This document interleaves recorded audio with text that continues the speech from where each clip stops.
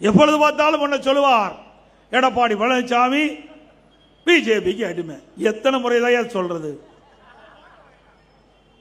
கேட்டு கேட்டு மக்களுக்கு புளிச்சே போச்சு. வேற என்னத்தை, வேற கீரல் வந்து இருக்காது மாதிரி இதுதான் சொல்லிட்டு இருக்கிறேன். எடப்பாடி பழனிசாமி பிஜேபிக்கு அடிமை, அண்ணா திமுக பிஜேபியுடைய அடிமை, அண்ணா திமுக அலுவலகம் டெல்லியில் இருக்குது. இதைத்தான் நீ பேசிட்டு இருக்கிற. ஆனா நடைமுறையில் இருப்பது திமுகவுடைய அலுவலகம் தான் டெல்லியில இருக்குது. நேற்று தினம் கனிமொழி பத்திரிகையில் பார்த்திருப்பீங்க, ஊடகத்தில் பார்த்திருப்பீங்க. காங்கிரஸுக்கும் திமுகவும் கூட்டணியில் குழப்பம் வந்தாச்சு, விரிசல் வந்தாச்சு. காங்கிரஸ் கட்சிக்காரன் ஆட்சியில் பங்கு வேணும், கூடுதல் சீட்டு வேணும் கேட்கிறாங்க. திமுக காரன் கொடுக்க முடியாது அப்படின்னு மறுக்கிறார். ரெண்டு பேரும் வார்த்தை போர், யுத்தம் நடைபெற்று விட்டது. உடனடியாக டெல்லிக்கு செல்கிறார் திருமதி கனிமொழி அவர்கள். மரியாதைக்குரிய ராகுல் காந்தியை சந்திக்கிறார், மரியாதைக்குரிய திருமதி சோனியா அம்மையாரை சந்திக்கிறார், பேச்சுவார்த்தை நடத்துகிறார்கள்.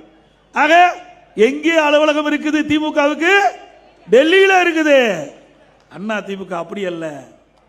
நம்முடைய கூட்டணியை மதித்து, அண்ணா திமுகவை மதித்து, பாரதிய ஜனதா கட்சியில் இருக்கின்ற உயர்ந்த பதவியில் இருக்கின்றவர்கள் நம்முடைய நம்பிக்கையை எண்ணி, நம்பிக்கை உரியவர் என்று எண்ணி நம் சென்னைக்கு வந்து இங்கே கூட்டணியை பேசி அப்பொழுதே அறிவித்தோம்.